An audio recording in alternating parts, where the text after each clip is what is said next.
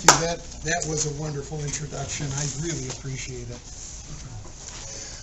All right. As I warned you, we're going to talk about the types of cases that fall within my wheelhouse.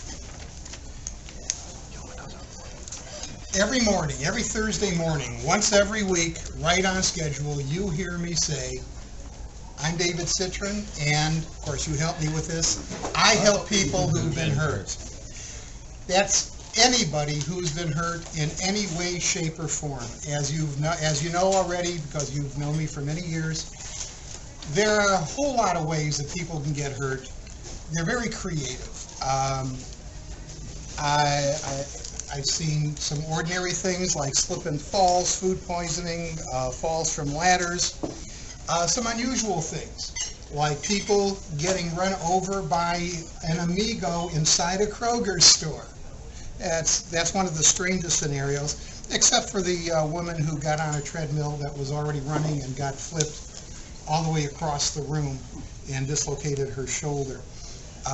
These sound humorous in retrospect, more so because fortunately, these people did make full recoveries, both physically and financially. And I had an awful lot to do with at least the latter part of it. Let's just take a random sampling here.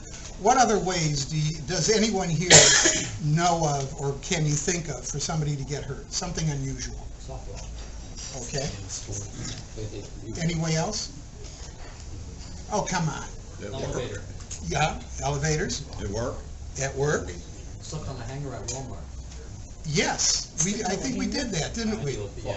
Yeah, that was one of our cases together. Riding a bicycle in the city of Atlanta. Oh, yeah. That'll do it. Having your competitive bicycle break and breaking your hand as a result of falling off. Those are all great examples, and in each one of these situations, there is the possibility of determining that somebody other than the victim was at fault, was responsible for the injuries that that person received. But not every injury case needs to be or should be pursued. So, as pointed out in our introductory segment this morning, you are my sales staff.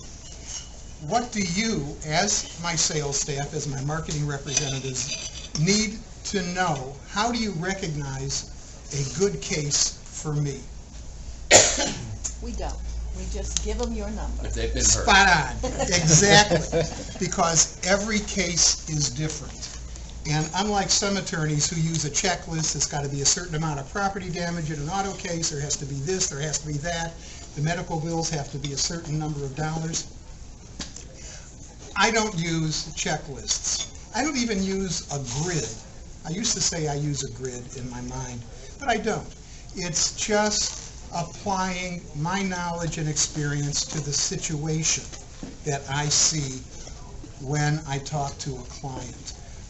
You can't determine what's a good case for me.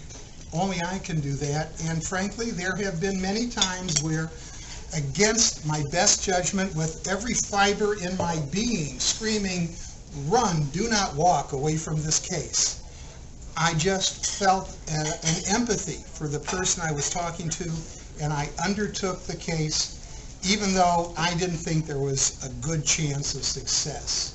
In fact, in some of these cases, the law has actually been contrary to what we needed it to be.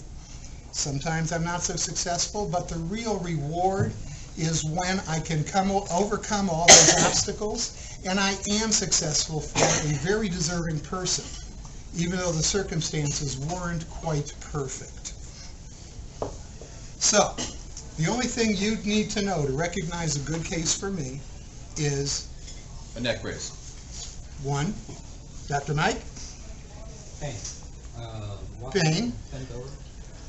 crutches, sling, or just the ordinary ouch. Or even a fender bender on their car. That would be it. Or the proverbial drives up in an Enterprise rent-a-car. Anytime anybody's been hurt, anytime anybody's been hurt, I would like to talk to them. I would like the opportunity to help them to find out if they have a case that I can pursue for them. 2 minutes? One thing that I promise each of you, because when you make a referral to me, when you send me your best client, when you endorse me, which is what that is doing, I will not let you down. I will not let the potential client down. There's never going to be any pressure. There's not going to be any hustle or hassle. All I want is the opportunity to talk to that person.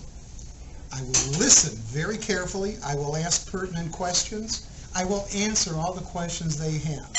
And if it turns out that that person has a case that should be pursued, and if, and only if, that person wants me to represent them, then I will gladly represent them. If I can't represent them for any reason, I will let them know with a full explanation, so that when you talk to them the next time, they will tell you how good it was to talk to an attorney who knew what he was doing, who wanted to help them, and who explained everything to them, not feeling let down that they couldn't pursue a case. And remember, I never charge a consultation fee. I never charge an advance for expenses. I never charge an hourly rate. All of my fees and reimbursements are contingent. That means they're contingent on me being successful for that person at the end of the case. I don't get paid until we get money from the insurance company, and if we don't, then all the financial risk is on me. I'm David Citrin, attorney at law. I have about, 10 seconds for questions? How do you feel about the Braves case? About the who? The Braves case, a little girl got hit in the head. They just got approved for trial. Yeah, that is a very interesting situation. That's more than a 10-second answer. Yeah.